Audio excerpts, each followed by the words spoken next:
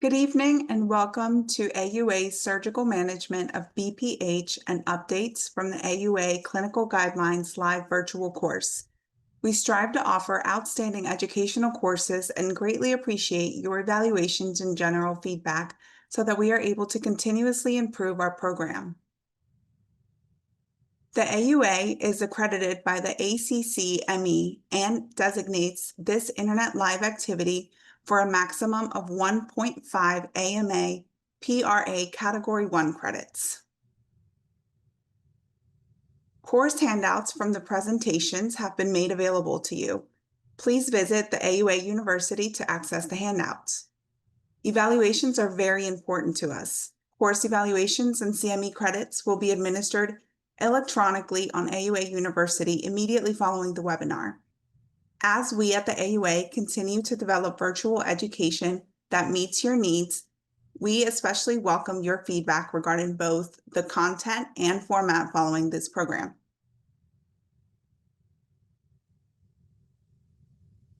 All persons in positions to control the content of an AUA educational activity are required to disclose any relevant financial relationships with any commercial interest.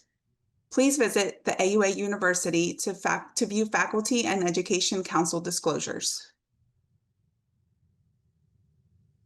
The AUA would like to thank Olympus Corporation of the Americas for providing an independent educational grant in support of this webinar.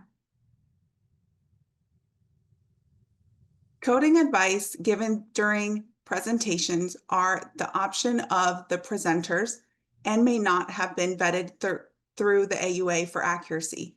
Please verify accuracy prior to reporting on medical claims. Please note that course participants are prohibited from using or uploading content you accessed through this activity into external applications, bots, software, or websites, including those using artificial intelligence technologies and infrastructure, including deep learning, machine learning, and large language models and generative AI. Finally, I'd like to extend a special thank you to our course director and AUA Associate Secretary, Dr. Jaspreet Sandhu, for his time, talent, and expertise in developing this program. I will now turn the webinar over to Dr. Sandhu.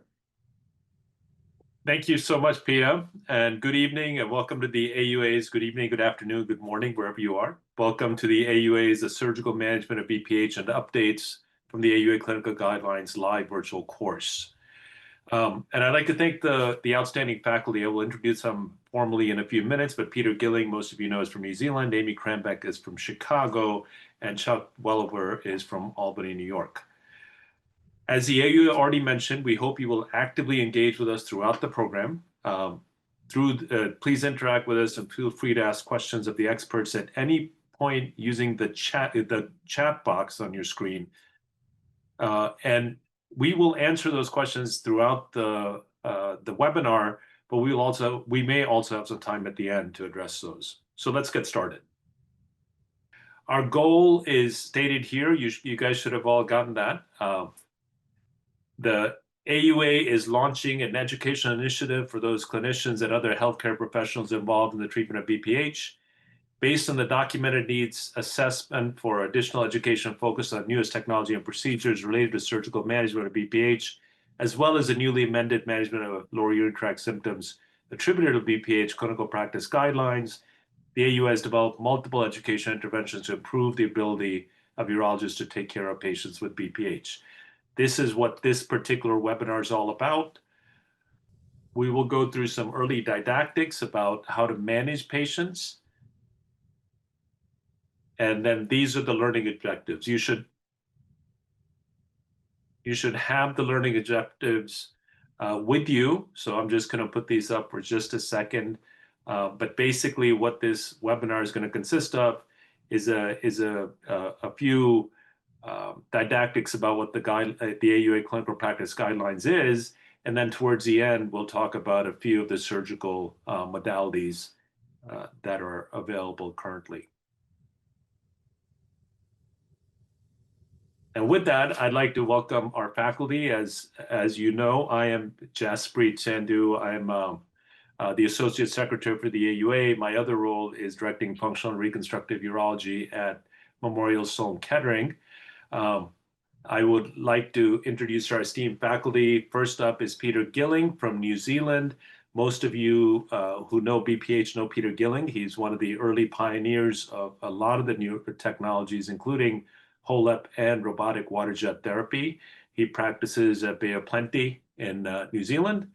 Next is Amy Cranbeck. Amy Cranbeck trained at the Mayo Clinic and then did a fellowship with Lingaman in Indiana, and is currently a professor of urology and director of endourology at Northwestern University in Chicago. And finally, Chuck Welliver is from Albany. He trained at Albany and did a fellowship in men's health with Dr. Toby Kohler in St. Louis, and then is now directing men's health at University of Albany. So welcome, and we will try to make this a little more conversational, but let's get started. So segment one is exploring the who, what, and why of AUA BPH guidelines and how it affects clinical practice. Methodology, for those of you that don't know, the methodology of AUA practice guidelines is set by a group of methodologists who are not necessarily urologists, and then the statements are done with the help of urologists. So for the surgical management of BPH, the Minnesota Evidence Review Team searched a whole host of databases between January 2007 and September 2017, so roughly a 10-year period. Data utilized to generate these statements are based on results from what the panel felt were acceptably performed randomized controlled trials or comparative trials for each technique compared to TURP or sham. To provide some reference to the clinical efficacy and side effect profile for the procedure discussed in these guidelines, clinical statements are made in comparison to what is generally accepted as a historical standard. That, in this case, being TURP. Monopolar and bipolar were considered the same. Supporting text, which is found within every guideline, could include any publication found by the evidence team or panel members. So just to reiterate, all these clinical practice guidelines by the AUA are available at auanet.org. You can click on guidelines and go to the particular guideline you're interested in this case, BPH, and they will have all the statements as well as a supporting text. So firsthand clinical accounts and the proper application in the role of guidelines in day-to-day practice. We'll now move on to this segment, and I'm going to ask a few questions after I go over these statements. So these are statements directly from the guidelines. Guideline statement 6 says clinicians should perform a PVR, post-void residual assessment, prior to intervention for LUTS or BPH, LUTS due to BPH. Guideline statement 7, clinicians should consider uroflowmetry prior to intervention for BPH. Number 8, clinicians should consider pressure flow studies prior to intervention for LUTS BPH when diagnostic uncertainty exists. So those are different levels of certainty in terms of what tests you should do. You should definitely perform a PVR. The other two are optional. Uroflow you should consider, and pressure flow or urodynamics only when diagnostic uncertainty exists. This is the algorithm, which is also available at auanet.org about basic management of LUTS in men. And the bottom line, you're trying to differentiate between overactive bladder and bladder outlet obstruction, essentially. And if you have bladder outlet obstruction or symptoms of bladder outlet obstruction, you tend to go towards surgical, medical and surgical management. And if you've got primarily overactive bladder, you go towards overactive bladder management. Another statement within the guidelines, guideline statement 5 said clinicians should consider assessment of prostate size and shape via transrectal or abdominal ultrasound, cystoscopy, or cross-sectional imaging. That's MRI, CT, if such studies are available, prior to intervention for LUTS BPH.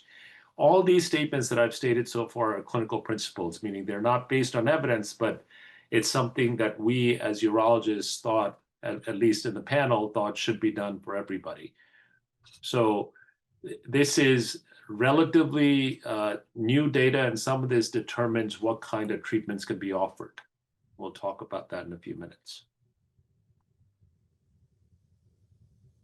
And there are two other algorithms within the guidelines. One is a trial of medical therapy. This is the medical therapy guideline.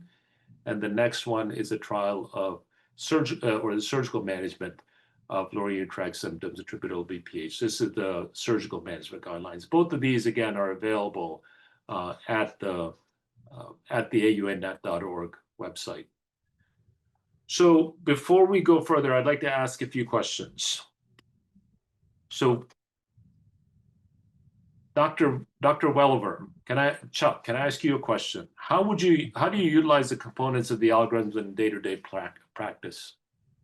So I really think about it as the initial visit and then follow-up visits. The initial visit, you have a couple absolutes: history, physical, you should get a urinalysis, or even higher than that recommendation, and an IPSS score. You need to know where you're starting. Urinalysis is helpful to potentially exclude a bladder cancer or an infection as a possible risk.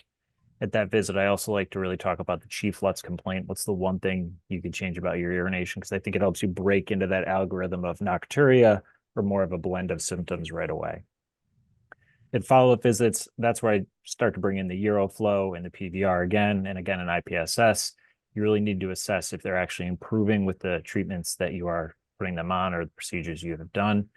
Yeah, and one of the important things in the guidelines also is that you need to reassess patients in the 4 to 12 week region. We're really not doing anybody help when you just put them on an alpha blocker and tell them to follow up in a year. That's really not checking in on how the treatment is going and moving them in a good direction. Got it. I appreciate that. Amy, how does imaging or understanding the size or shape of the prostate influence your decision on which modalities you would offer the patient? Well, I would say in this day and age, it's probably one of the most important tests you will do as a urologist. When you have so many different therapies, such as thermal water therapy, prostatic urolift therapy, aquablation, TURP, HOLEP, you need to know the size and configuration of the prostate. So I think it's pretty obvious that I do mainly HOLEP, so it's a size independent surgery, but I need to know how big it is to know how long the surgery is going to take. If I have a patient that's really interested in preserving their ejaculation, then I need to know how large their prostate is so I know to refer them to, if they're a candidate for thermal therapy, or if they lack a median lobe, potentially they could explore urolift. So the configuration of the prostate is extremely important these days, and it's surprising how often we see sizing and imaging omitted in the workup. That's a great point. We often see patients who come in for either water vapor thermotherapy or prostatic urethral lift with very large prostate. So if you have that information, you should absolutely use it. Peter, if a patient comes in with an indwelling catheter, how does that affect your decision-making on the modalities you offer them? Well, I think it's important to establish that it is bladder outflow obstruction rather than bladder dysfunction from some other cause. And it's important to establish whether you're dealing with acute or chronic retention with this undifferentiated patient. But assuming that it is acute retention, the guideline does speak to the use of alpha blockers in terms of the trials avoiding, and suggests that at least 3 days of an alpha blocker before a trial avoiding. I think it's important maybe to have a couple of trials avoid before you consider therapy. Obviously, if you've got a patient in retention, you'll be looking to do a procedure that removes tissue acutely, so that you can disobstruct that patient rather than something that causes coagulative necrosis or readjusts the tissue. So I think it affects things in a number of ways, but particularly in terms of what type of treatment you employ when we have an array of different minimally invasive and resective techniques. Got it. So you mentioned bladder function. How essential is understanding of bladder function prior to procedural intervention? Chuck. When we think about procedures, you really think about risk and benefit. So the risks are kind of patient factors, need for anticoagulation, prostate size. Some of it is the modality you pick, more invasive procedure. is going to have more risk versus a missed may not have as much. I think bladder function helps you build up the benefit side of that seesaw. So a patient that you have fairly sure their bladder works, they're going to benefit from the procedure. Where if you have a patient like Peter talked about who has a catheter in and you're not sure if it's a bladder dysfunction or a prostate issue, that really helps you figure out if that surgery is going to have benefit. If they have a dead bladder, it's less likely to work. If their bladder works great, they're almost for sure going to be catheter free after the procedure. So I think it just helps define benefit per procedure and that risk benefit. That's a good point. I mean, it's more prognostic in my mind, because if a patient comes in with a catheter and wants to get rid of a catheter, you do a procedure regardless of what the urodynamics show. Amy, you have shown before that even with a reflexic bladder, you can get patients to void with a properly done outlet obstruction reducing procedure, correct? Yes, and I do very little urodynamics, but the time that I will do urodynamics is when it is a patient that surgery may be risky for them. Like they may be very ill, they have a neurologic condition. It's where the risk of surgery would outweigh the benefit. So I definitely want to do baseline urodynamics in that situation to know if it's worth putting the patient through it. But on that end, especially anatomic enucleation, you remove so much tissue that it requires very little bladder function. And even some patients can void by Valsalva if they're highly cooperative. Makes sense. A little like a radical prostatectomy patient. So let's move on. Communicating patient expectations regarding BPH treatment and maintaining a patient-centered focus. You've heard a lot about risks and benefits and shared decision-making. The guidelines talk about that. And one of the things they talk about is what Chuck alluded to before. Guideline Statement 3 says patients should be evaluated by providers 4 to 12 weeks after initiating treatment, provided adverse events do not require earlier consultation to assess response to therapy. Reevaluation should include the IPSS. Further evaluation may include a post-void residual and uroflowmetry. This is also a clinical principle, but a couple of points for IPSS and IPSS-QOL. Reviewers determined that statistical significance of the effect of intervention versus control, but define clinical efficacy based on whether the mean or median effect between intervention and control exceeded thresholds for clinical significance. Clinical significance was defined at IPSS difference of greater than 3 points or a quality of life difference of greater than 1 point. And other statements, there's 2 statements I like to focus on. That was one. The second statement, clinicians should inform patients of the possibility of treatment failure and the need for additional or secondary treatments when considering surgical and minimally invasive treatment for LUTS BPH. And this is also a clinical principle, but reported rates of retreatment are influenced by both the duration and the completeness of follow-up. So it's very important to note when you're looking at reports, whether or not what their retreatment rates are and what the duration and completeness of follow-up is for those studies. Which brings me to a few more questions for our panelists. Amy, how vital is it for urologists to track their own results, both objectively, PVRs and flow, and subjectively to reevaluate their patient selection and surgical approaches? Well, I think it's imperative. I think every urologist should take a step back and look at their results, because what is published is the most absolute ideal situation and ideal patient. And your patient population may be totally different and you're not getting the same outcomes. So if you don't take the time to step back and look at your results objectively, then you lose sight of the forest from the trees. Like you just keep doing the same thing over and over again and maybe getting suboptimal results. Maybe you need to change your technique.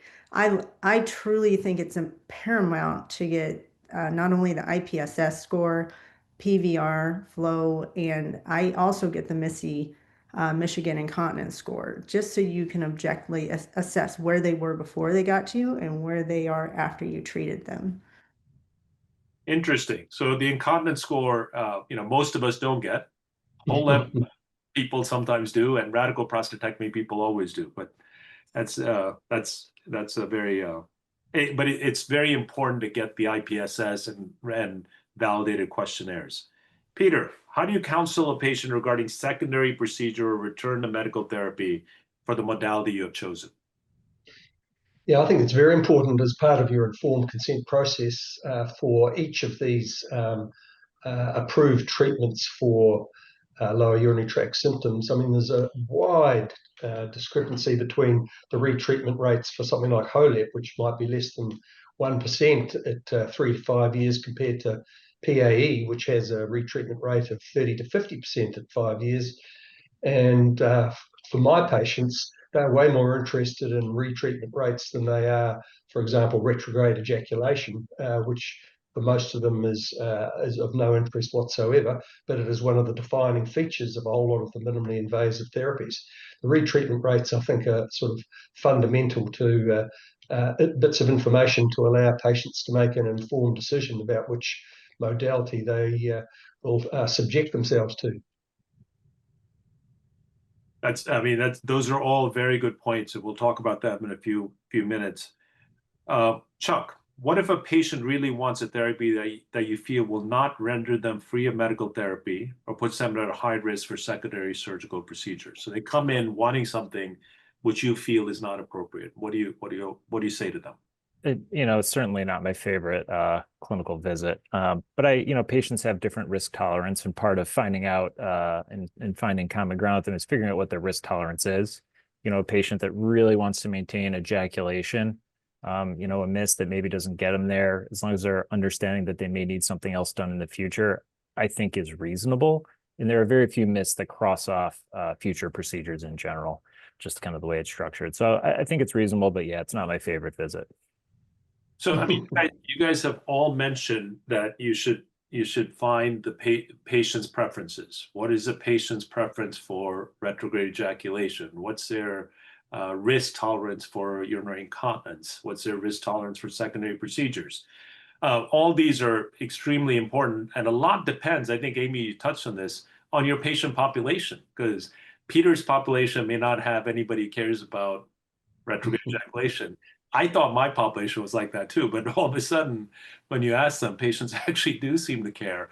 So I don't know what your thoughts are. I mean, some of this is, yes, it's your patient population, but some of it is, patients that you ask questions that you never thought of before.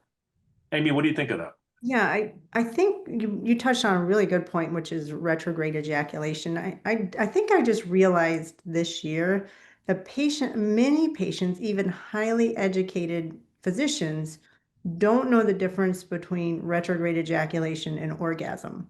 So they think that they will never be able to orgasm again. And once they understand the difference, it becomes less of an issue.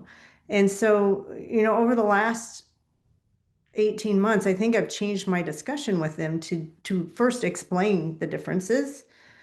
And then that really takes that off the forefront. Not every patient, but the younger patients, or maybe some cultural issues, they still are very concerned about ejaculation. But my patient population, most of them are over 70 or 80, or even in their 90s. They really just want to urinate again and get a good night's sleep. So you really have to talk to your patient. You have to educate them first on the subject, and then you have to talk to them about what their true needs are. And have you guys noticed a change? So if your discussion changed, partly because I suspect people were asking more about retrograde ejaculation, partly because of the advertising of all these modalities that quote preserve ejaculation.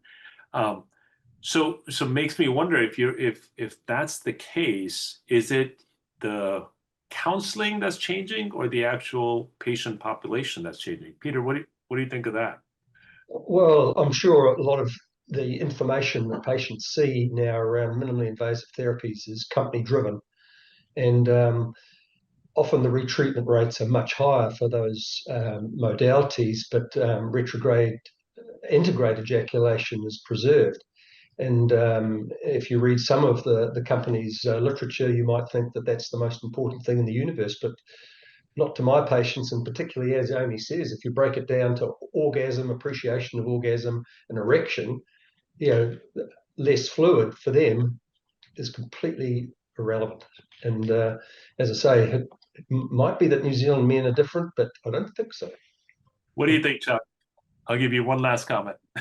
I think an important point is they just worry about there's going to be some sexual dysfunction. And Amy's point is excellent. Out, you have to differentiate orgasm, ejaculation. Patients are used to those going together, but they are definitely different processes. You need to talk about erections too. There's a lot of misinformation and a lot of room to be made with regards to medical literacy as you talk to these patients about procedural options. That's awesome. So the bottom line, you got to talk to your patients and discuss the procedures with them and the outcomes. So let's pivot. We'll wrap up this first portion of tonight's webinar by reviewing pivotal studies of minimally invasive surgical treatments for BPH. So the key thing about the new amendment is the panel recognized there are some legacy technologies that have been historically used and are currently FDA approved, but have very limited newly published data to be able to comment on their efficacy. So the legacy technologies, at least according to the amendment, were TUNT, or microwave therapy, and TUNA, transurethral needle ablation. Both of those have been lumped together in legacy technologies. Some may say TURP should be a legacy technology, potentially, because there's very little data on it compared to itself. But pivotal studies are hard to define in the surgical space as compared to medical. And guidelines of size recommendations that are based on published studies, yet those procedures are often employed in patients outside these parameters and often are FDA approved outside these parameters. So the guidelines are just, as has been stated before, the guidelines are strictly evidence-based. So published evidence is what determines the guidelines. So based on that, Amy, how do published trials and randomized controlled trials affect your decision-making? Well, I think level 1 evidence is absolutely necessary in our field. And so I rely heavily on level 1 evidence, but I also look at the source of the study. Was this funded by a company is one thing, an unrestricted grant for you to evaluate a technology, but then actually completely funded through the company, and the data handled by the company is a different beast all in and of itself. So you have to look at the source. You also have to understand what they're comparing to. Are they comparing it to the gold standards such as TURP? Dr. Gilling has done some amazing studies comparing whole up to TURP, and we base a lot of our decision making on those studies. Or were they comparing it to nothing? A lot of these studies are compared to absolutely nothing, not even medication, but to nothing. And so you need to be critical of the data, and if the study is done well, then absolutely use the data to guide your practice, but look at the fine lines and the details of the study. Peter, how do overall randomized control trials matter to you in your practice? Absolutely. Just as Amy said, we've got to remember that the pivotal trial is an FDA construct from 20 odd years ago, and they've been refining the inclusion-exclusion criteria and the study design and so forth. But it's the primary evidence of safety and effectiveness, but it is to support a marketing submission so that the FDA deems it to be safe for the population and so forth. But remember that these RCTs, they minimize selection bias and they control for confounding factors, so you get the purest understanding of the treatment effect and the safety and the side effects, and it's monitored by external people. I mean, it's as good an evidence as you're going to get for the actual the treatment itself in terms of what it's capable of and what the downsides are. And they're done honestly because the FDA is peering over everybody's shoulders. I love the pivotal trials and the foundation of my practice. Chuck, what would you say? Do you use randomized controlled trials in your practice? I mean, to the best you can. The inclusion criteria for those don't meet every patient. A lot of patients with over 300 milliliters in their bladder are excluded from a lot of those trials right away. So if you're managing a patient that's above that, you're kind of out on a limb to begin with, just as an example. It's something you should certainly be aware of and figure out how to apply to the clinical situation you're in, but not every patient was included in those studies. Yeah, and I'll say, a lot of surgical techniques have not been subject to randomized controlled trials. Most of the surgeries we do have not been subjected to randomized controlled trials. That said, you're absolutely right. It gives us the best data to compare techniques, and it gives us the best data to compare techniques in a very strict population. So if you have somebody in that strict population, you want to talk to patients who are very well educated, this is a great way to talk to patients about what is better than other things. A randomized trial is, as you stated, Amy, is level 1 evidence. That's as good as we get. So if you have randomized trials about certain techniques and you have patients in front of you who you're talking to about those techniques, it certainly helps you to talk to them about it, particularly the educated patients that all of us see these days. And those that come with ChatGPT, et cetera. So they know a lot more than we do. I thank you for that discussion. So I'm going to switch over a little bit. We'll now transition and talk the second part of tonight's webinar with a review and discussion of various surgical techniques. Let's start with a conversation with Dr. Welliver regarding prostate artery embolism. So I'm going to let Dr. Welliver take over, and I'll be back. All right, great. We're going to talk a little bit about PAE, one of the new kids on the block here. All right, PAE. So this is a selective embolization of the prostate arteries. An interventional radiologist can gain access to the prostate arteries through a radial access or a femoral artery approach. The catheter is then placed into the artery, and the radiologist can inject an embolizing agent that obstructs the vessels to and within the prostate. This leads to tissue atrophy, necrosis within the gland, hopefully relieving that obstruction. Of note, the embolizing agents have been FDA assessed and cleared, but this procedure has not underwent a rigorous FDA guidelines type assessment. The original studies were, of course, single-center retrospective series, originally published in the early 2000s. This was followed by unblinded and blinded randomized controlled trials with comparisons to TURP or sham procedures. Let's get control here. Sorry, one moment.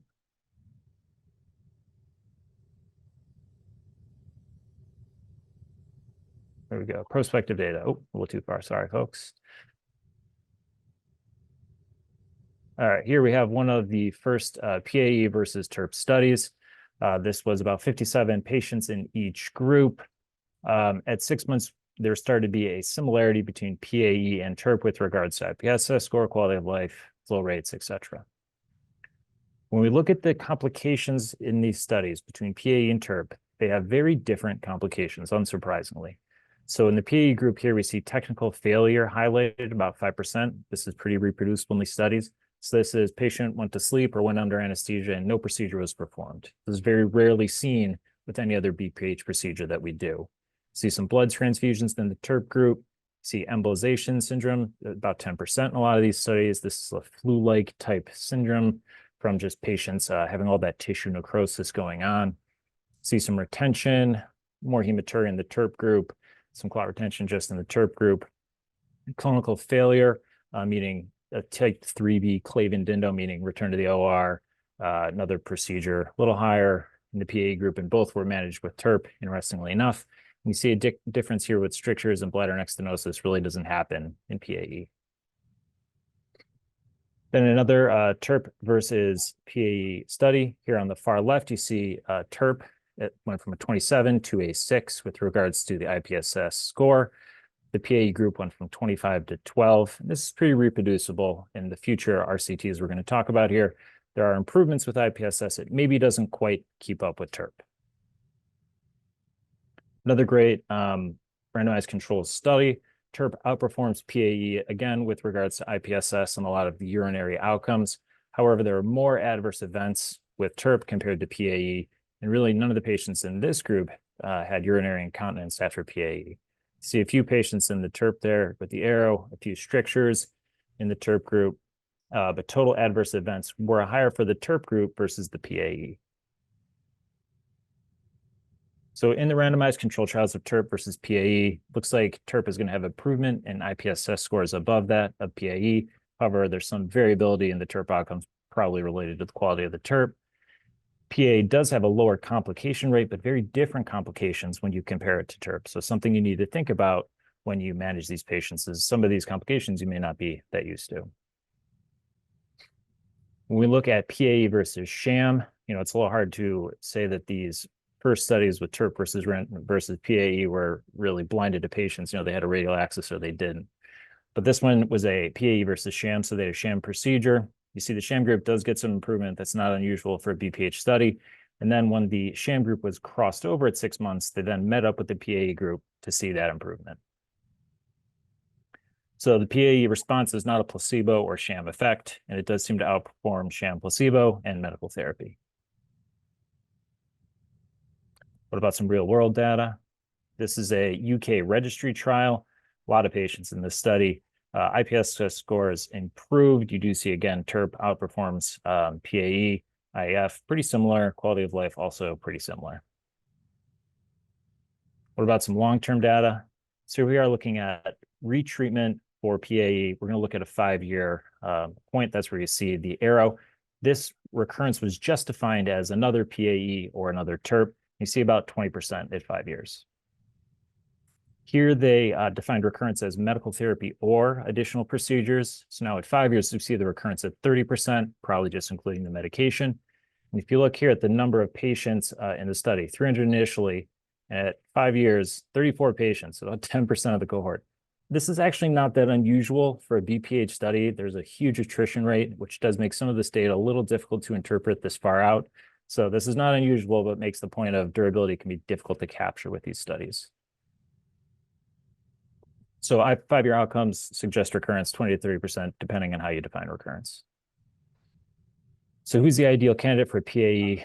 So I kind of think of PAE as a mist for big prostates. You see it, lower complications, not quite as good as TURP with regards to IPSS outcomes.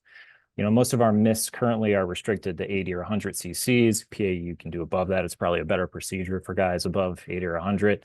This is prostate gland 80 here, but you can go down to 60.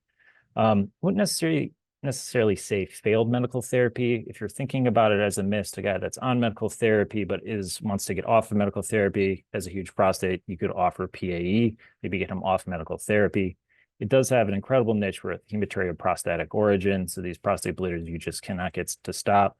Your interventional radiologist can really bail you out in some cases. Non-surgical candidates, maybe this can often be done with sedation. Sometimes it's even reported with patients awake. So a patient that really can't have general anesthesia, this is certainly also a consideration. What's the ideal partnership? Really one IR doc doing it and one urologist helping take care of these patients. So at our institution, one IR doc basically does it and they all see urology before they get procedure. And then after procedure, they eventually come back to us once they're kind of out of the convalescence period to get evaluated and followed. Bilateral cases, 90 to 95+% in studies. Sometimes one of the arteries can be difficult to access. If your radiologist is getting a 50% bilateral rate, that's maybe you need a different radiologist. Cone beam CT is an on-table CT angio, essentially. It can be nice for the radiologist just to see if there's any collaterals that are feeding the prostate once they have gotten the major prostatic arteries. So it may help with recurrence rates. It's probably not necessary to have. I talked a little bit about our workflow. Urology, I think, needs to see these guys before and after to evaluate them with things like Uroflow and IPSS that maybe radiologists don't necessarily have in their office. I'd like to talk a little bit about non-target embolization during the video. The PA statement from the guidelines may be offered for the treatment of LUTS BPH. PA should be performed by clinicians trained in this interventional radiology procedure following a discussion of the potential risks and benefits. So this should really be done by people that have technical ability and training in this. It can be a very technically challenging procedure. All right, going to get the video going here. So here we see a PAE procedure. Access, like I said, can be through the radial artery or the femoral artery. Kind of depends on the preference of the radiologist. From the radial artery, it is a much longer route to the prostatic artery. The femoral is shorter. Radial may give a better angle to come in to get to the artery than the femoral. Coming from the radial, you need to deal with the aortic arch, which can be calcified, can be an issue. So we see the radiologist here defining the iliac tree, picking out that prostatic vessel here. You can see sort of this long squiggly vessel. You can even start to see the prostate filling with a little bit of contrast as they do this. And so here, actually, the radiologist has set up a roadmap. They have actually taken the previous arterial tree and overlaid that onto their current live fluoroscopy. So they're kind of know where this artery is as they work through to try and find it.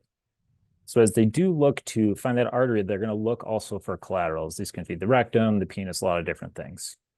And they want to make sure that those arteries are often occluded before they release the embolizing agent. You know, releasing the embolizing, having those coiled, they count on peripheral or collaterals to feed the penis, rectum, etc. But if you release embolizing agent into those, now you have end organ damage, and patients can get, you know, blood in the stool, a dusky penis, things like that. So a lot of times as they work towards getting into this prostatic artery, they'll see if there's other arteries that close that they're worried about getting embolizing agent into. They'll coil those so that they're occluded, so they're not going to get hit with embolizing agent once it's released. The embolizing agent really is the preference of the radiologist. Like I said, some of these are FDA approved or cleared for embolization. Some will use glue, some use ethanol. There's really a lot of options. So here you can see the radiologist has really targeted that prostatic artery at this point and is probably starting to thinking about, you know, looking for collaterals, looking to potentially coil those, and then looking to make a run at the prostate here. I think in the next part of this, we'll start to see they'll often do some, you know, dye here. Yeah, great. So now you're seeing the prostate fill up with the contrast dye. A lot of times they're getting an idea of how much dye they need to even inject to sort of see all of that and not have it back up and start to hit other collaterals. You know, this is on the order of a couple cc's. Some of it can be based on prostate size, that they kind of get an idea of how much embolization they need. You know, bigger prostates have bigger arteries. They also may have multiple arteries, which can make things a little more challenging. So I think we're about to see some of the embolizing agent here.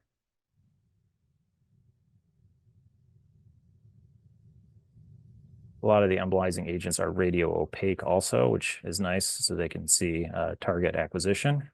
Yeah, I think we're starting to see, you can start to see part of the lobe here filling up with contrast.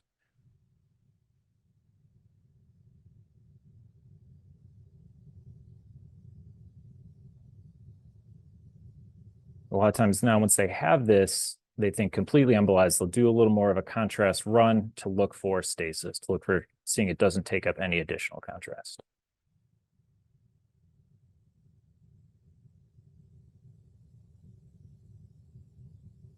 So as you can see, they put a little contrast in here. The prostate really doesn't seem to light up when they do that.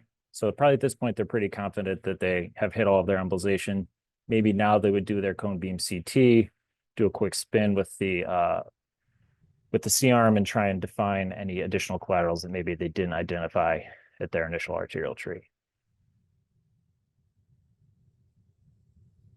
Some patient-specific issues, you know, patients that have had an EVAR or a FEM-FEM, those can be challenging. Pre-op imaging, at least when I talked to our radiologists, they didn't think it made much of an issue. They'd done it and looked for a kind of prostatic artery calcification, and they found it not to be particularly reproducible, but a lot of times they could still get it, and even if they didn't think they were going to, wasn't particularly predictive.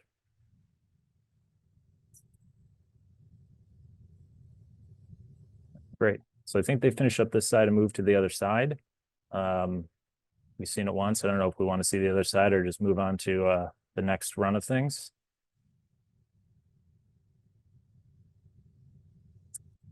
All right. Let's move over to temporary implantable nitinol device. So this is a temporary implantable nitinol device. This is a prostate implant that can be introduced transurethral into the prostate lumen. This helps reshape the prostate or the bladder neck to help open this up and improve the flow of urine through the prostate. These can be done in the office or in the operating room. Generally, the implant is then removed in the office a few days later. The one we'll talk about today is placed for 5 to 7 days. These have underwent rigorous FDA-sponsored studies to look at their efficacy and have all been sham controlled. There's one of these nitinol devices currently in market. There's like 8 or 9 that are in the pipeline. So we'll talk about the one that is currently on the market thus far. Benefits, you know, significant, rapid, and durable improvements in urinary symptoms. These are also very kind on sexual function, very, very rare, if any, sexual dysfunction associated with these. The concept of the true mist is that no cutting, no energy, no real upfront costs. You don't need to buy a generator. It's a non-permanent implant, and it wouldn't cross off any bridges or allow other future procedures to be done. Maybe in some point in the future, you cysto a patient for hematuria, the prostate doesn't look so great, you pull one of these off the shelf, you throw it in at the time, see how they do. I think in the United States, at least, the insurance landscape would not allow that, but it's a nice idea. The patient selection for this particular prostate implant, ideal size is 25 to 75 grams, no obstructing tight median lobe. It's good for a high riding bladder neck. It is a really nice change to the transurethral incision of the prostate. It really helps open up the bladder neck, but you're only going to get it approved for guys 50 or older. Contraindications, active UTI or active prostatitis, a urinary sphincter, or any other implant within the urethra, patient with prostate cancer, bladder cancer, a neurogenic bladder, or atonic bladder. I would even say maybe a hypotonic bladder. You should think about something else. The myths maybe aren't enough for a guy that is just barely squeezing. Urethral stricture is also a no-no. And any allergy to nickel, these are all made of nitinol, which is a nickel titanium alloy. So if they have a nickel allergy, you can't do these. Get a symptom score, PVR, Euroflow. You need a truss, an MRI, or a recent CT for prostate size. And I think cystoscopy is actually very important here to really see what the prostate shape is or morphology is. If they don't have that high bladder neck, I don't know if this is really going to be the great selection for the patient. Really, expectations are important. They have some discomfort, they'll have some blood in the urine, they'll have some urgency of urination and dysuria. Some patients aren't able to tolerate the full 5 to 7 days. If you need to remove it earlier, that can happen. Rare side effects, possible UTIs, or, feeling like they're in urinary retention. You can get a catheter in around these if you need to, but it's a bit challenging. Other things to talk to them about: decreasing bladder stimulants like caffeine and alcohol, no strenuous activity or exercise while the device is in place, no intercourse during that time. They do have a string sticking out of their penis, so I don't know if that would be particularly interesting to them anyways. And if they sit on something soft, that may also help. During implant, it's good to use Tylenol, ibuprofen, Toradol, maybe a Xanax or a Valium, Pyridium, or a gel at the meatus if they have discomfort with the string after the procedure. The Medrol dose pack is a really nice thing to have in your armamentarium for a patient that has inflammatory problems after any BPH procedure. So something really to keep in mind. We really try and minimize narcotics at this point, and rarely do you need to give these patients any narcotics.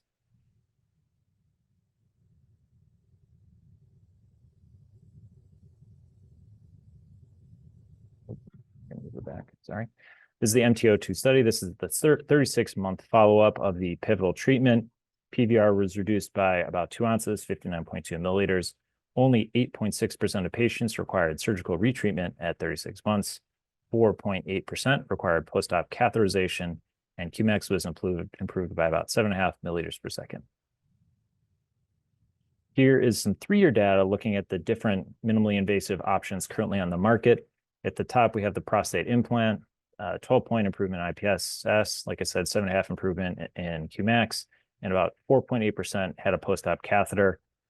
Prostate lift, 8-point improvement in IPSS, PVR didn't change a ton. Qmax did have some improvement. Post-op catheter, 32%. That's probably high. I think most of the time it's 0% or pretty darn close. Water vapor therapy, improvement 11 points in IPSS, Qmax by 3. This is pretty much 100% in my hands. These guys all have some swelling, and they have a tendency to end up in retention for the first few days. Retreatment rates, 8, 10, and 4 at 3 years. Let's look at a few index patients.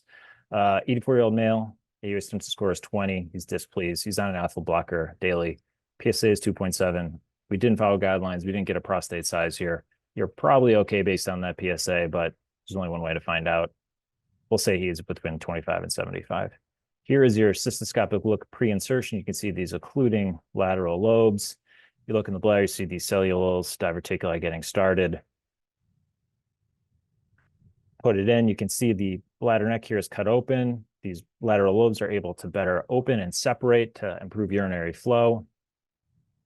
He goes from an AUA symptom score of 20 to 7. He stops his alpha blocker. He's happy. He gives you a handshake and a Christmas present on the way out. Patient B, 78-year-old male. This time we followed guidelines. We got a truss that was 39 cc's. AUA symptom score was 18. He's on an alpha blocker and a 5 ARI.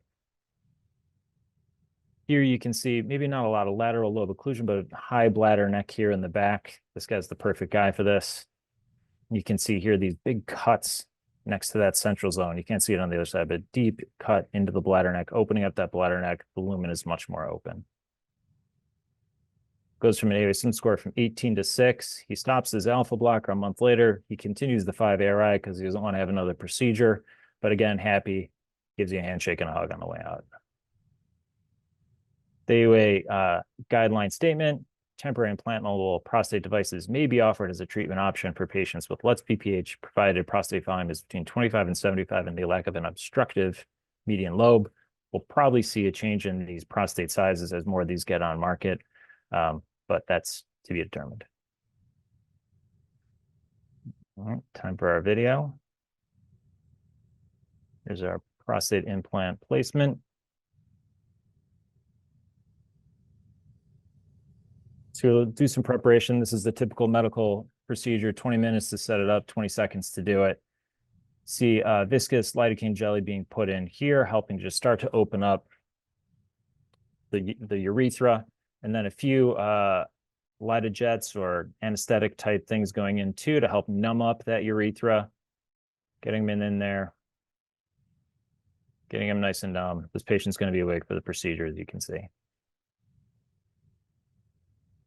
Some people would like to put those in the fridge or the freezer, those numbing jelly. Just think that may help even more. And then you can see they put something on there to occlude the urethra so that hopefully it doesn't drain out.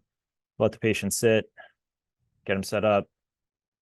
They're going to do a rigid scope in low lithotomy here.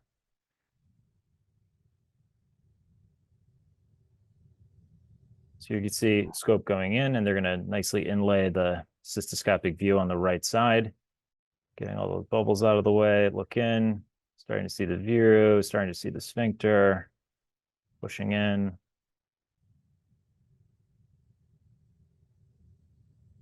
You can see big turn up into the bladder here, high bladder neck. Good patient for this.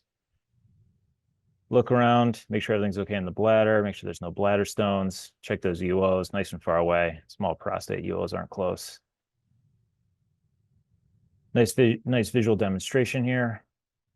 Now they'll start to put the implant in. It springs open once it's put into the bladder.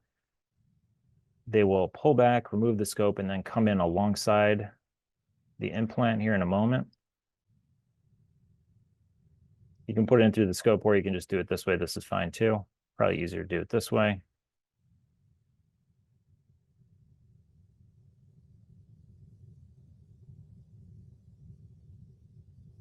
Advancing, feeling sort of some back pressure in the bladder.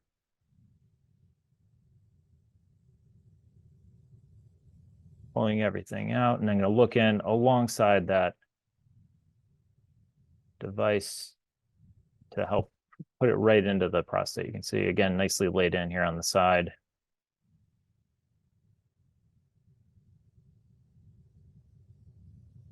So it's important to have that tab at the bottom as you pull it back in. That helps set up the triangle shape, cutting in at the 5 and 7 positions, and also that tab helps from the implant sliding back up into the bladder. So after that is correctly placed, you can pull the sheath off, then leave that string. We'll see that here again in real time.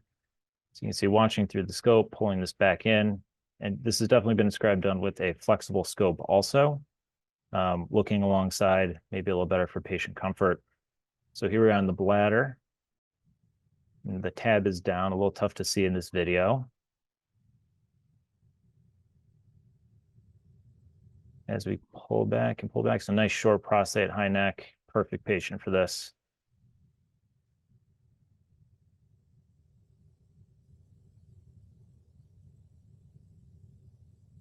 And you'll see the tab come in, and it'll lock into place here in a moment. Great. You see that really cinches and just gets really entrapped right within the prostate lumen to help open that up over the next 5 to 7 days. So there's the tab right there coming in. Getting it over the edge. Don't want to go past point here.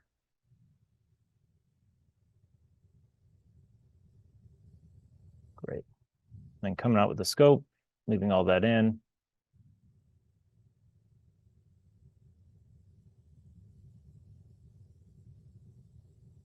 Then you'll see they'll release that tie in the back.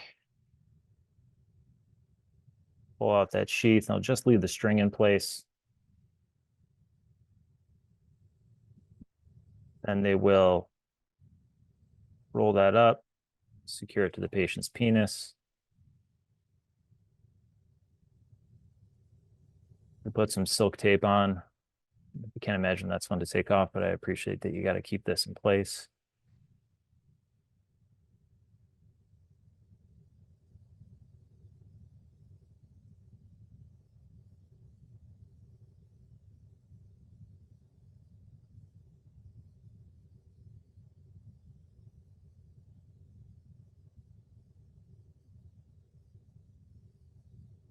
Great, so now it's secured. It'll stay in for 5 to 7 days.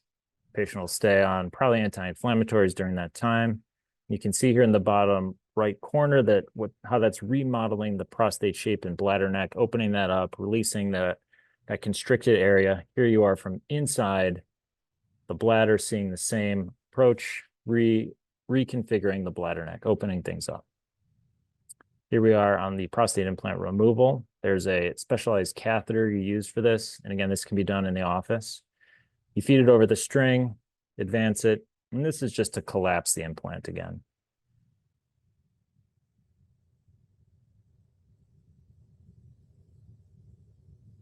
Here's an example to use a snare here just to help bring it in. There's a model of the prostate there on the table. So as they pull that through, and show how it collapses within the prostate fossa so that it can come out through the urethra and it's protected within that sheath. You're not going to scrape up the urethra or cause any damage. See, it's deployed into the device, and then the whole thing is removed. We'll see it here on the patient. Again, using some lidocaine jelly, numb them up. Leave that in for 5-10 minutes, come back. Then get your specialized catheter here, get the string accessible.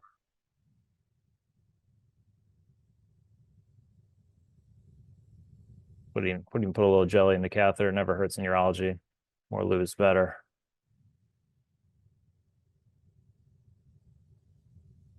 So here they have that snare. Use that to thread through the string.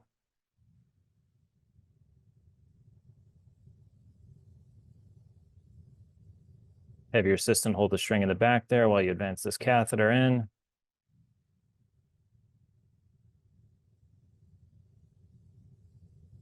Bring that in, totally protected within the catheter as it comes out, leaving the prostate adjusted. You can see a before and after picture there at the bottom right.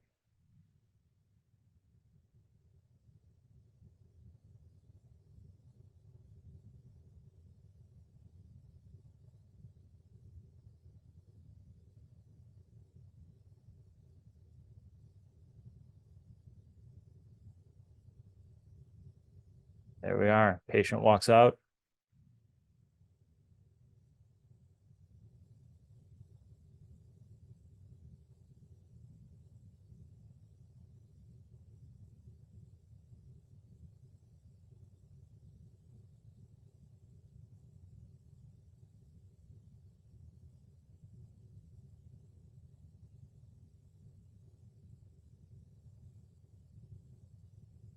Thanks, Chuck. So I'm going to ask you a few questions, if you don't mind, starting with the PAE. So how do you ensure? I know you went over candidacy for PAE, but how do you ensure that patients are being appropriately worked up before the procedure and managed appropriately post-procedure? Good question. Here we see all these guys for PAE. We do our usual algorithm.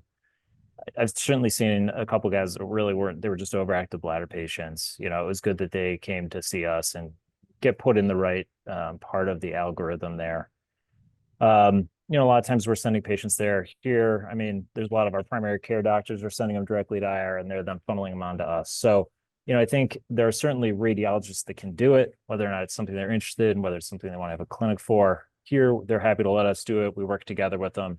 And I think that works very well because it's something we're very comfortable with. But they can certainly do symptom scores and flow rates there. I think, managing these patients in the 5 to 7 days after procedure, where maybe they're having some embolization syndrome or kind of some issues maybe with the access, that's not stuff I'm really comfortable with. So we usually see them at least a month to 6 weeks out. And how do you present real, honest data about long-term medication-free and set appropriate expectations for patients? I know you presented some data. I assume that was from patients, from interventional radiologists who've been doing it for a while. Yeah, those are actually very academic, well-known guys within their field. It's on par with a lot of our myths. Maybe 20 to 30% at 5 years is a little on the higher side. But again, it's that, risk tolerance, preference for maybe a minimally invasive procedure. Maybe you need more done in the future, but also maybe you're fine. Got it. So let's switch over to I-10. How does the size and appearance of the bladder neck affect your decision making? You mentioned this a little bit, but can you go over that again? Yeah, I think it's more bladder neck than size. It's really that high bladder neck that it's best used for. I really think of it as a replacement for TUIP primarily. I think you can bring in other phenotypes for sure, but I think that's the best patient for this. Got it. And do you think it's really appropriate in the office? Seems like that patient was squirming a little bit. He didn't look very comfortable, did he? I think it's reasonable. I think at first you're going to want to do them in the OR with some sedation while you get comfortable. But I think eventually you can get to the point where you do these in the office and you find it doesn't disrupt your day, and you can, figure out a way to make this work between all of your other responsibilities. And a couple of, you mentioned flexible cystoscope. Why did it looked like basically they were using a rigid cystoscope to get the TIPD in the right place? Why could you not use a flexible scope? You could. You can't feed that through the flexible scope. Your channel isn't big enough. So you have to kind of go alongside if you want to do it with the flexible. So it still can be done. It's just kind of a little more clunky. Got it. So we have a couple of questions from the chat, which we'll go over in a little while, but just a quick thing. Have there been any reports of difficulty removing the implant 5 to 7 days later? Not real common. I think what's more likely is you have a guy that's 3 or 4 days out who's not tolerating it well, and you end up pulling it earlier. It is more likely than getting it out. And any tissue sloughing leading to retention after PAE, not ITID, PAE? Not common to my knowledge. We haven't seen it as a problem here. Certainly a possibility. I mean, I think you remember the original green light studies that just didn't vaporize enough, and these guys just peed snot out for a while, but has not come up much. Maybe that you're not disrupting the urothelium. Okay. And there's a question about, and we talked about this earlier, the panel, everybody, Amy, Peter, you too, your experience with BPH surgery post-PAE, TURP, et cetera, HoLEP, simple prostatectomy, any special considerations or differences in outcomes or complications in those patients? Because we are seeing more of those. From my perspective for HoLEP, it really doesn't make any difference whatsoever. If you do the HoLEP within a year, it may decrease bleeding a little bit, but after you get out a year from their PAE, I think they develop collaterals. And sometimes I feel like it's even more oozy than if they had not had a PAE. So from my perspective, PAE has very little effect on the enucleation plane. Now, things like microwave and tuna, those can cause quite a bit of scarring and can be difficult to work with. And a really good TURP can make the bladder neck dissection somewhat difficult. Okay. And what's the earliest date you remove that implant for ITIN? You said 5 to 7 days. Can you remove it sooner? I assume you can. Yeah, if patient's not tolerating it well, you can take it out sooner, but they may just not get the full benefit. Okay. All right. Well, I thank you, Chuck. Let's move on. Let's keep the conversation moving and take a look at what the AUA calls robotic water jet treatment. What we refer to here is high pressure saline hydrodissection. And I'll let Dr. Gilling take over. Peter? Yep. Just waiting for my camera to come on. I think it's.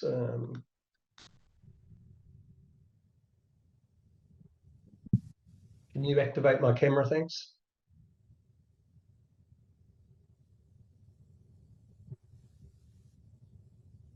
Thank you. Excellent. Just come back to the start. So yeah, robotic water jet therapy. We did the first man cases back in 2013, and it slowly evolved till we got through to the pivotal trial, and then subsequent trials, and there's been an explosion of cases. I think there's been 100,000 cases done to date from a reliable source. It's a unique therapy in that it involves real-time image guidance, personalized treatment planning in terms of mapping out the area to be resected. The robotic execution gives you an element of precision, and it's heat-free, of course. And the water jet resection gives a very quick resected area that has to be followed up with a small TURP to assist with hemostasis. So the imaging consists of ultrasound and cystoscopy. The cystoscopy is useful in terms of positioning your markers, as your depth markers, as we'll talk about shortly. But the sagittal plane, the longitudinal plane is the plane that you can monitor the treatment. And then as far as the intraoperative planning goes, that's done within the capsule and is done in both the longitudinal and the transverse plane. This slide, I think this is Dr. Teo's slides, and I think, and thank you to him for allowing us to use these.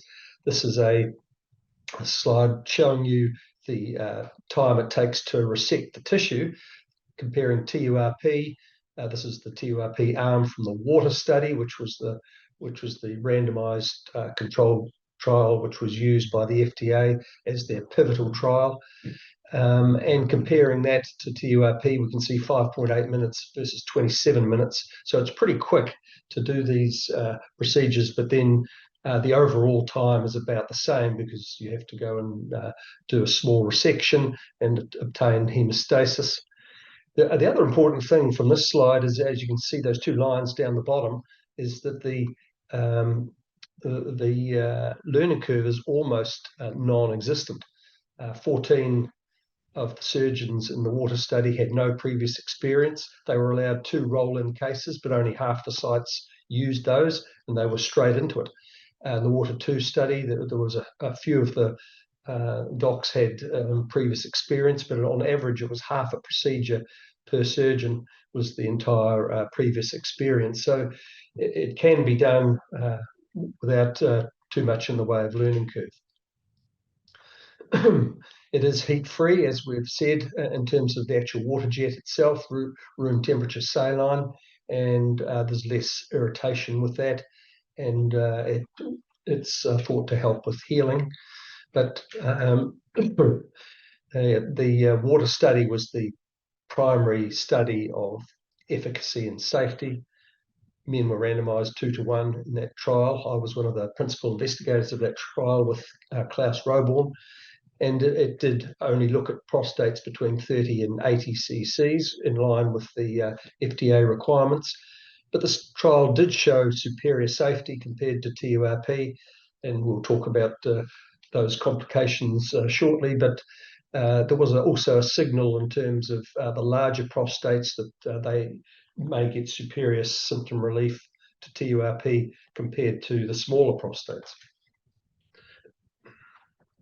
This is the 5-year data from that trial, and we can see that the IPSS score fell to acceptable levels and was maintained.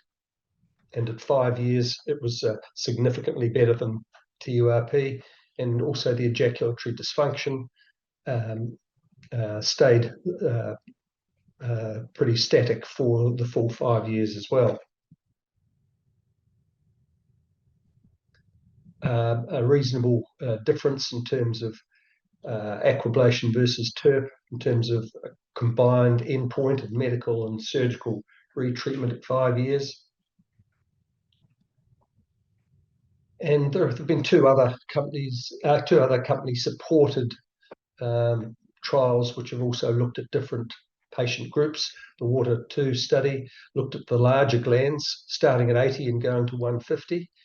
This was an interesting trial in that none of the patients had electrocautery, and most of the hemostasis was obtained by catheter traction, and that led to 10% of patients, 10 patients requiring transfusion in that first month. But there was significant symptom relief for the large prostates, and proves that it can be done in larger glands, particularly now with the cautery aspect. The open water study was a real-world study with minimal exclusion criteria, and it just validated the procedure in that size range across a number of different settings. If we look at the combined data of the Water 2 and open water versus TURP, this is the TURP arm from the water study, we can see that you get a superior result as far as IPSS is concerned compared to other newer treatments, and this is maintained out to 36 months. The durability we can see here on the right, only 1.4% of men requiring further treatment at that 3-year mark.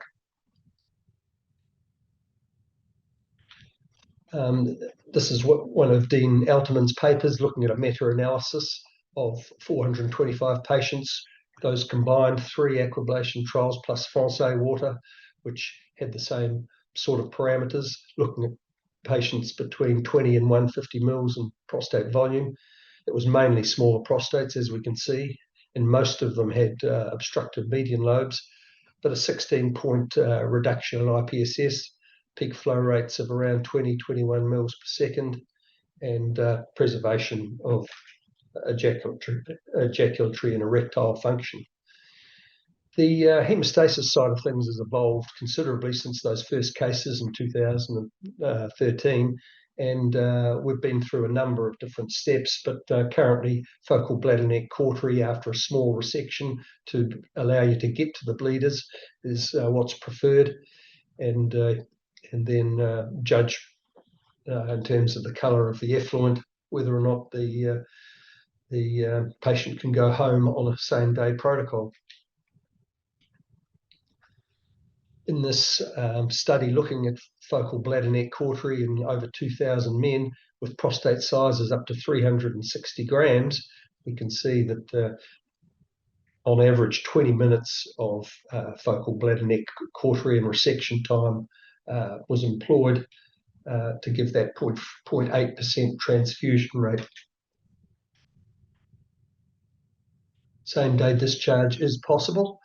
This is a typical discharge algorithm, traction if necessary, and if it clears up after traction for 4 hours, take it off, and if it's still clear, they can be discharged and go home with a catheter. And if the bleeding's satisfactory without traction, then the same applies. And that's an example of the hematuria scale, which was employed in this study. Only a small study, small number of men, and clearly the larger prostates are the ones who have to stay in rather than the relatively smallest prostates, but still on average 99 cc's. So in summary, it is a standardized resective technique, and it does have that ejaculatory preserving aspect to it, which we'll talk about shortly during the video.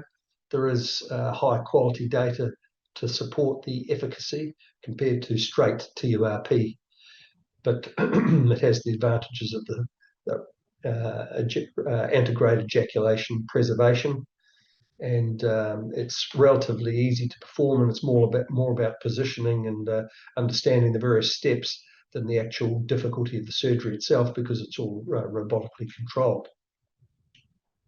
So statement number 39 on robotic water jet treatment. It may be offered as a treatment option to patient with LUTS BPH in that prostate volume range of 30 to 80 grams. Looking now at the video, and I want to thank the group from Hong Kong for providing us with this, and I'll take you through the steps of the technique. This is the standard video that I'm pretty sure you've all seen to give you an idea of how the water jet works. So we initially start by preparing the transrectal probe. It goes in a cradle that's attached to an articulating arm on the right side of the table, typically. The probe is then placed in the rectum, approximately parallel to the floor, and then a little bit of compression is applied.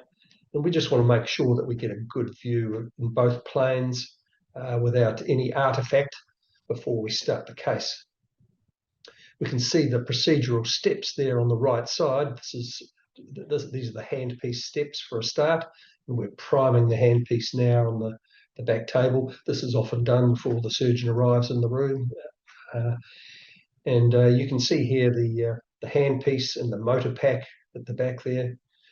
And you can see the tip, there's the nozzle, and there's the fibre optic, the cystoscope, which we use to define particularly the region of the apex. The handpiece is then passed into the bladder, and the bladder has normally been inspected before that. It's attached to the other articulating arm, and there's inflow and outflow in the hand through the handpiece itself. We position that fibre optic at the viru, and that becomes the downstream marker for the apex, as we'll see shortly. So we've done the truss, and now we're on to alignment. We align the image, as you can see, in the 12 o'clock position, and then we align the jet at the 3 o'clock and the 9 o'clock position. There's the 3 o'clock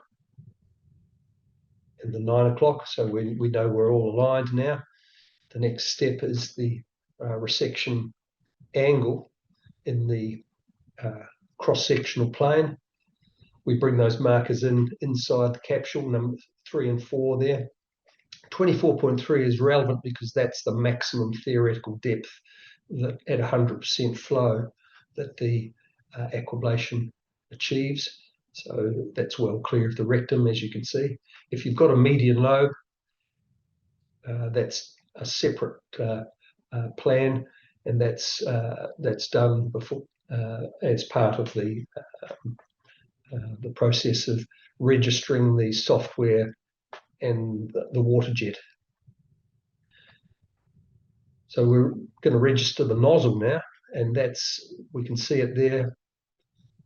And we put one cursor there, and the other cursor goes down by the cystoscope. And then we can place our depth markers. The first one is at the start, where we propose to start the treatment. The next one is at the bladder neck, mid-prostate, and then apex is at the tip of the resectoscope. And then the software fits the plan to the markers, and then you have the ability to move them up and down, side to side, depending. We can see that shaded area, that's the viru protection zone. We do cuts on either side of that, or so-called butterfly cuts, which preserves the pericallicular area of the viru and a bit of tissue. So the channel is basically made in the same trajectory as a catheter would be, which is more anteriorly, and a lot of that posterior tissue is left behind.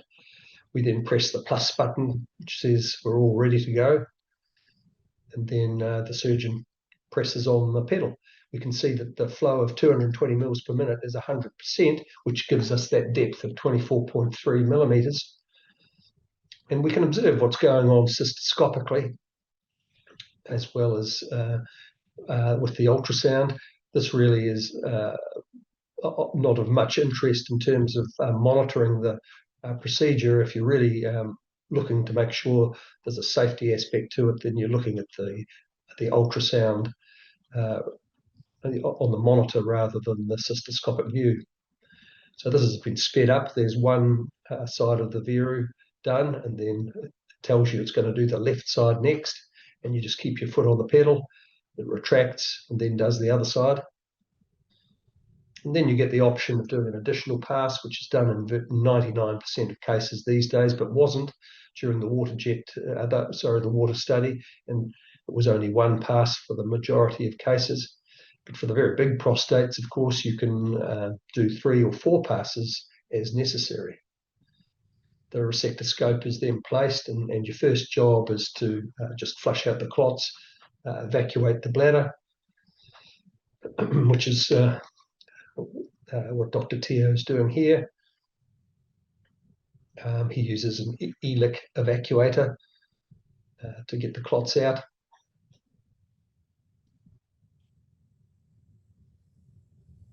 And then the resectoscope is replaced, and that area around the bladder neck is resected. There's sort of fluffy tissue there, which is obscuring the source of the bleeding, and so that's resected. Sometimes tissue is resected at the 12 o'clock position as well, if it's hanging down to any extent.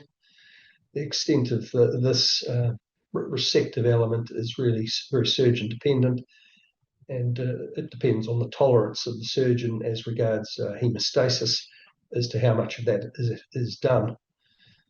You can see all this on the sagittal plane, but not that it makes a lot of difference to what you're doing, but the catheter can then be placed once you're happy with the hemostasis. I usually overinflate the balloon at this point and pretty much always provide traction, and probably 40 to 60 mils, depending on the size of the gland, and then that's attached to the thigh. And in the water 2 study with the larger glands, there was an average of 18 hours of traction. And I think this slide was maybe to remind us that even though the resection is pretty quick with aquablation, only 4 minutes on average in the water study, the total operative time was about the same for the two procedures. And for the water 2 trial, which was prostates between 80 and 150 mils, and there was a 10% transfusion rate, but traction alone was employed for hemostasis, and good results were obtained. So I think at this stage we can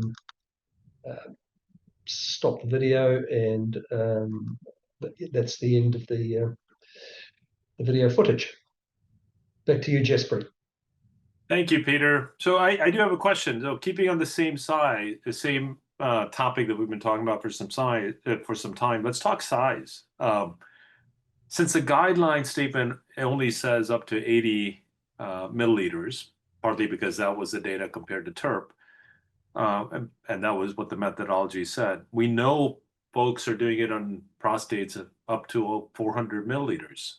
What's the sweet spot of prostate size, and what are the best outcomes with robotic water jet? Well, for me, the sweet spot is under 100 grams. I don't offer it to patients beyond that. There's no question it can be done, but there's a lot of resective and hemostasis time required. Often 3 or 4 passes are necessary for the big glands, particularly if it's longer than a 7 centimeter resection zone, then you have to reposition it even. In some of those cases, I have no experience with those very large ones, but I know some people do.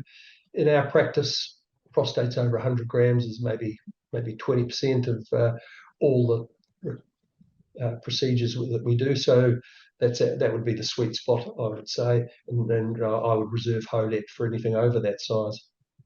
Okay. Sounds good. So if you can advance it a little bit, Peter, while not exhaustive of technologies and procedures, we're going to round out tonight's discussion by looking at laser enucleation techniques. So we've talked about some of the newer techniques. Let's discuss laser enucleation, and I will hand this off to Dr. Amy Krambeck. Thank you. So here we go. Let's see.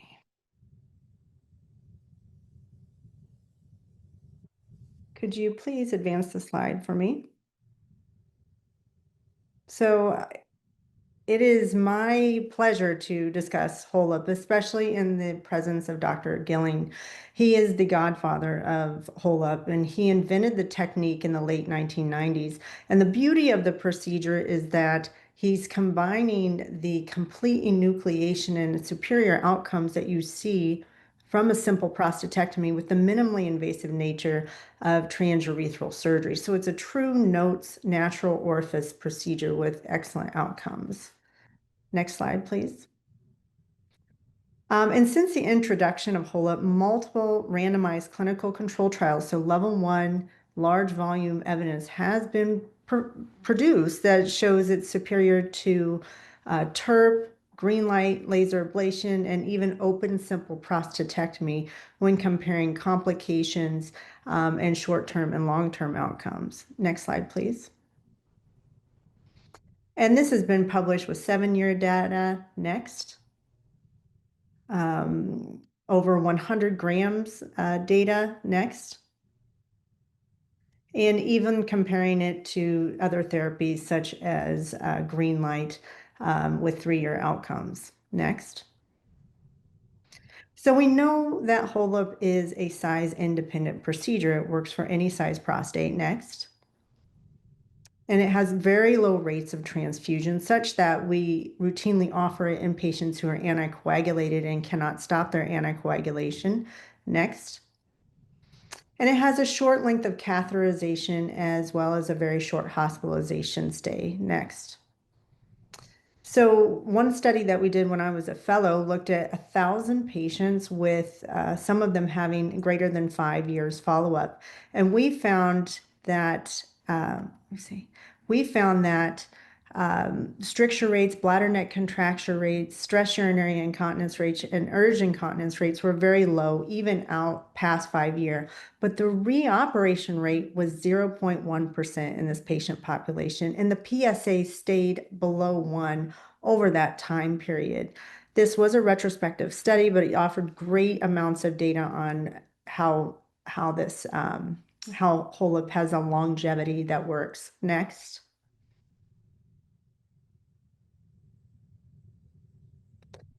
And because of this, they've taken the concept of anatomic enucleation and used multiple different energy sources. Because of these popular outcomes, other energy sources have been tried, and enucleation has been performed with holmium, thulium, green light, TFL, bipolar, and even diode laser. Next. And that's led to a lot more supporting data showing the great outcomes with enucleation. Next. So we've seen this with thulium. Next. Green light or green LEP using the green laser for enucleation, and even diode. Next. Next. And now even with thulium fiber lasers. So all across the board with all the available energy technologies. Next. And we've also seen changes in technique from the classic 3-lobe technique, which we'll show later in the video, to bi-lobe technique. Next. And in-block technique, as well as early apical release. People are continuing to fine-tune the procedure to get excellent outcomes. Next. So what are the recent improvements in HOLUPs? It's been around a long time. Next. So we've seen pulse modulation, which has an improvement in the energy delivery system, which improves efficiency as well as hemostasis. We've seen the development of the early apical release technique, which has been found to potentially decrease early stress incontinence. And there's been a recent push towards miniaturization of scopes to hopefully decrease trauma to the urethra and decrease the risk of urethral stricture. Next. So I want to touch on pulse modulation that was in your pre-test questions. And I think almost everybody on this webinar has heard of this, and it's basically the double bubble. So the first pulse released from the holmium laser separates the water, which allows the second pulse of energy to more effectively be transmitted to the tissue. And this increases the efficiency of energy delivery and most likely improves surgical efficiency as well as hemostasis. Next. And there have been prospective randomized trials, again, that level 1 evidence that shows that using pulse modulation, in this particular study, they used Moses with the holmium and compared it to standard HOLIP, and they found that there was no difference in outcomes as well as such as voiding outcomes. Next. But they did find that when they used pulse modulation, they had a decrease in operative time, they had a decrease in enucleation time, and they had a decrease in the amount of time getting hemostasis, as well as an improvement in the postoperative hematocrit in patients who had pulse modulation. Next. And it's not just this single prospective randomized trial. Another randomized trial found that they had a decrease in the amount of time spent on hemostasis when they used pulse modulation compared to standard holmium laser, but they did not see that decrease in surgical time. Next. They also found similar outcomes between the two groups with pulse modulation and holmium laser with regards to voiding symptoms, but they did find that the patients who had pulse modulation had fewer postoperative complications such as bleeding. Next. Their operative time in another study was found to be shorter, as well as a decrease in hemostasis time and a drop in hemoglobin difference between pulse modulation and holmium as well. So we've had a few studies showing an improvement in operative time and all studies showing an improvement in bleeding. Next. And again, that similar functional outcome. Next. So we found this with pulse modulation, not with just Moses, but also Virtual Basket and other companies. So we know that that double bubble makes a difference. There's only been one study that has shown no difference between pulse modulation and regular holmium, and this was an in-block study. But in this particular study, it was unique in that every single patient had bipolar electrocautery used for hemostasis at the end of enucleation.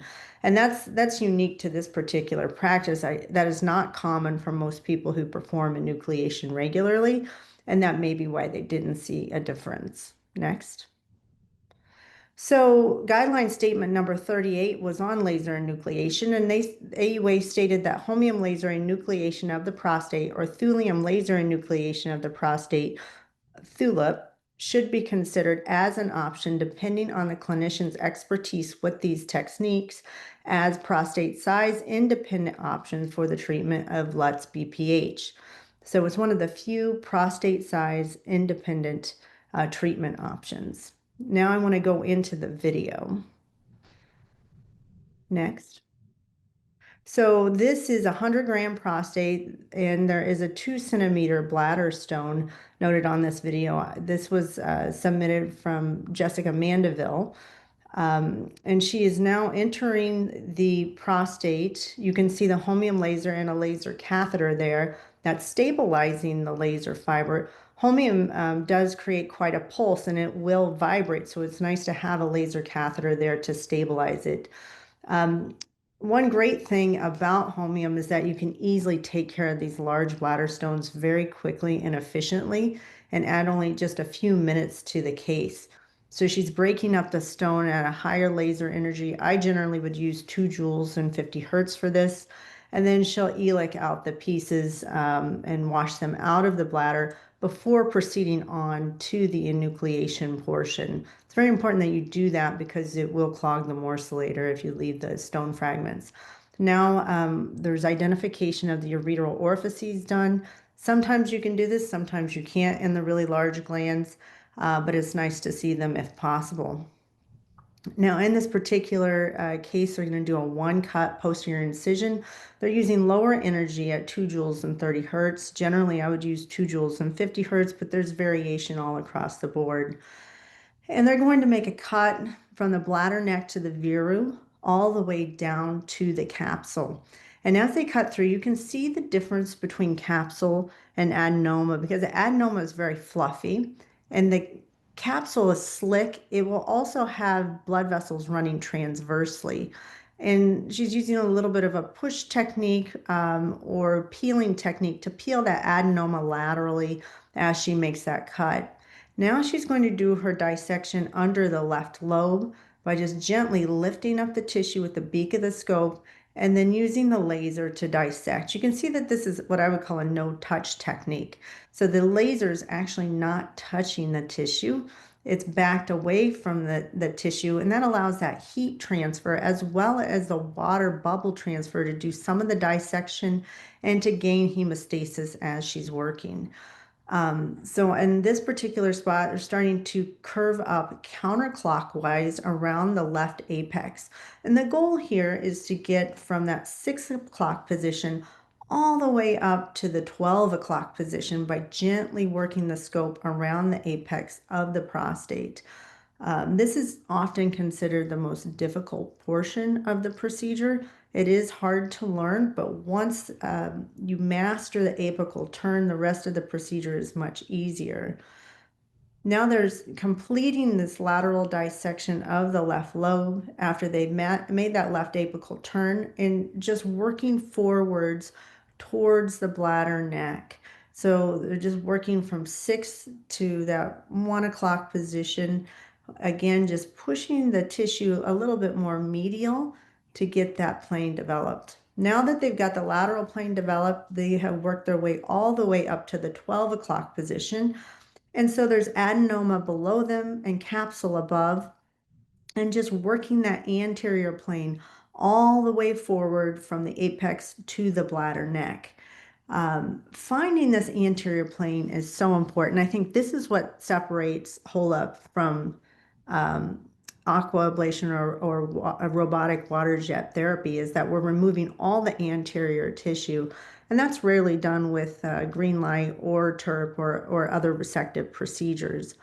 Now she's developing 2 lobes out of this. So she's cut that anterior tissue after making the anterior plane into a left and right lobe.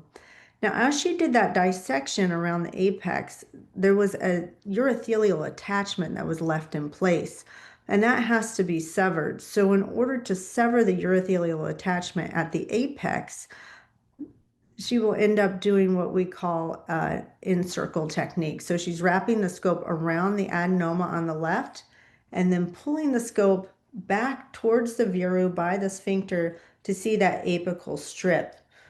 This is definitely how I learned to do HOLUP. I don't do this technique anymore. I divide the strip earlier, but many people still use this technique. This would not be considered early apical release. This would just be standard 3-lobe. So now that urothelial strip has been released, and we're just completing these posterior attachments. Really, the rest of this procedure is downhill from here. So you're just taking the rest of those attachments down laterally, again with using that no-touch technique, and then starting to roll that tissue forward. The first side is always the most difficult. I think there's less room to work, and you really are just kind of pushing against the other lobe of the prostate to find that plane. But once the first side is completed, the second side is much, much easier. So oftentimes I will do the smaller of the 2 sides first, just to create space, especially when working with those really large glands, like 400, 500 gram prostates. You want every little bit of working room that you can get. So now the prostate is rolled forward, capsules below us, adenoma is above us, apex has been released anteriorly, laterally, and now just the posterior gland needs to be released. And she's going to take that plane to the cut that was made at 6 o'clock and just release all of that tissue. The prostate will naturally roll forward. Sometimes this can be a little difficult in bigger glands, so you may want to turn down your outflow some just to get the capsule to distend up and create a little more space to work. And that's often the trick to flipping over the larger glands into the bladder. But you can also appreciate how hemostatic this case is. It's highly hemostatic. There's very little bleeding, and the tissue is releasing very easily as she works forward. And we're almost there. The prostate is now rolled forward, and as you come up towards the bladder neck, it's usually a good idea to just check for those ureteral orifices one more time. Sometimes in the big glands, when you couldn't see it at the beginning, you now can see those ureteral orifices at this point, and just ensure that you do not laser them as you release the adenoma from the bladder neck. Surprisingly, ureteral orifice injuries are very uncommon. It's not a common injury. It usually occurs early in the learning curve if it happens. But generally, if you follow this natural plane, you are not going to injure them. So now the lobe is in the bladder, it's flipped over, and just working again on the right side now. So doing the same dissection, same release, just to get the last little bits of tissue. So you just repeat the procedure on the second side and then flip the tissue in. So both lobes have now been enucleated, and she's doing a little bit of hemostasis before proceeding to morcellation. It's very important with morcellation that you have 2 inflows to keep the bladder distended and just hold the tissue in the middle. People are very concerned about morcellation as a dangerous step, but in reality, if done safely, bladder injuries should be extremely rare. And that's the end of the video. So we'll turn back over to you, Jaspreet. Thanks, Amy. That was great. I do have a couple of questions though. We talked about the different energies and so forth, but with the vast experience residents get with robotic prostatectomy, robotic simple prostatectomy has increased utilization, as you know. Now, there's lots of folks, lots of institutions that now have reusable enucleators, but still residents have more exposure to robotic approaches. How do you see robotic prostatectomy in the algorithm for surgical management of BPH? I think we will see robotic simple prostatectomy falling off the curve for large prostates. I think we'll see the use of it in cases where the patient has a diverticulum or something else that requires opening the bladder. But in this day and age, with so many skilled enucleation surgeons, and it's basically being offered at almost all academic centers now, residents are getting great exposure, and you just can't beat the fast recovery period that you get with enucleation. I mean, most of the HoLEP patients are getting their catheter out the same day or within 24 hours, and they're back to regular activities, within 1 to 2 weeks, which is much better improved than it with any robotic technique. Peter, what do you think of that? You are, I think, doing more aquas now than HoLEPs. No, I predominantly do HoLEP. I do aquablation on trial patients. Okay. So yeah, HoLEP is my go-to procedure for 90% of the patients that I do that are discretionary. And I agree entirely with Amy's sentiments there about where the robotic procedure is headed. I mean, the important thing is the learning curve.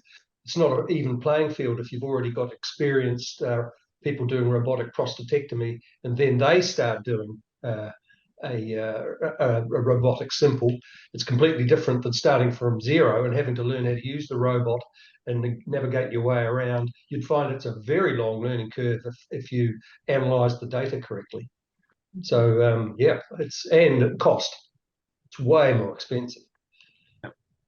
Chuck, what do you think? You're on mute, Chuck.